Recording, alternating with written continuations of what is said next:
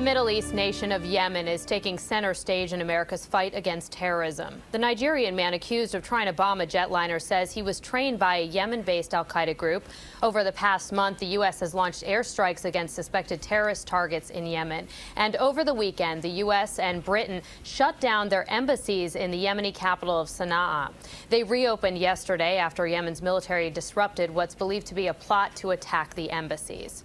And now there's word of a growing friction between Yemen's government and the U.S. amid the increased attention on the country. For more now, we're joined by CBS News foreign affairs analyst Pamela Falk. Good morning. Good morning, Michelle. You spoke with the UN ambassador of Yemen, and he has some surprising things to say, including that this attack was not the work of al-Qaeda on the Arabian Peninsula, right? Yes, his basic view was that there is an al-Qaeda on the Arabian Peninsula. It does have some resources, and they obviously had something to do with training him.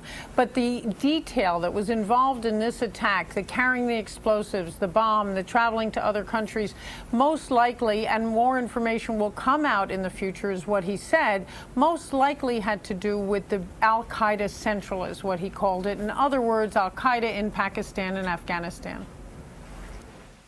The Qaeda are not dumb enough. They are vicious, they are violent, they are bad, but they are thinking. I doubt they will give him the weapons, the explosive, and tell him travel from one country to the other without being afraid he might be exposed. So why does he believe that it's al-Qaeda Central? His basic view was that the kind of the elaborate planning had to have to do with other countries involved. In other words, he may have been indoctrinated in other countries, but that basically his view was that that kind of travel, they wouldn't have risked his travel to several different countries if it was only al-Qaeda in the Arabian Peninsula, and that it did have bigger planning footprints on it is really what he believes, and he thinks intelligence is showing. We mentioned that there's this growing tension between the U.S. and Yemen. What did he say as far as that and as far as military control?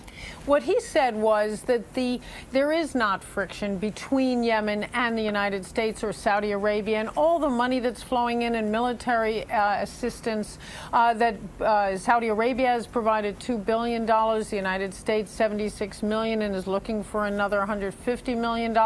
All of that is welcome. The special operations are welcome. The intelligence is welcome. What is not is boots on the ground, and that was his basic bottom line, that this shouldn't turn into another Afghanistan, but that the cooperation is what will get rid of the terrorist threat in the country. They also have to deal with a north-south divide and a secessionist part of the country. In other words, a separate civil war that's going on. Yemen has a good military. It needs U.S. help in terms of weapons, in terms of intelligence information, and in terms of training. I think Yemen will do an effective job of eliminating the Qaeda in the Arabian Peninsula. And so how could the intelligence sharing work with Yemen?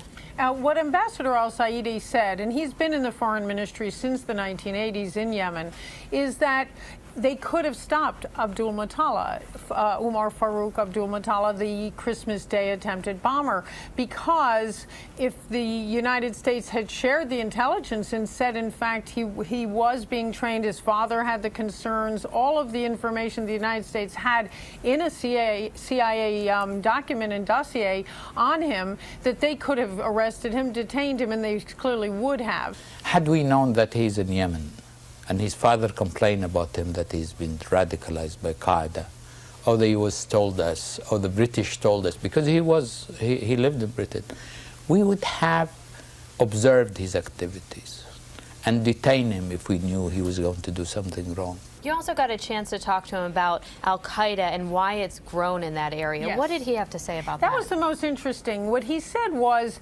abject poverty. To fight terrorism, it's not only by security and military means, but by improving the lot of the people.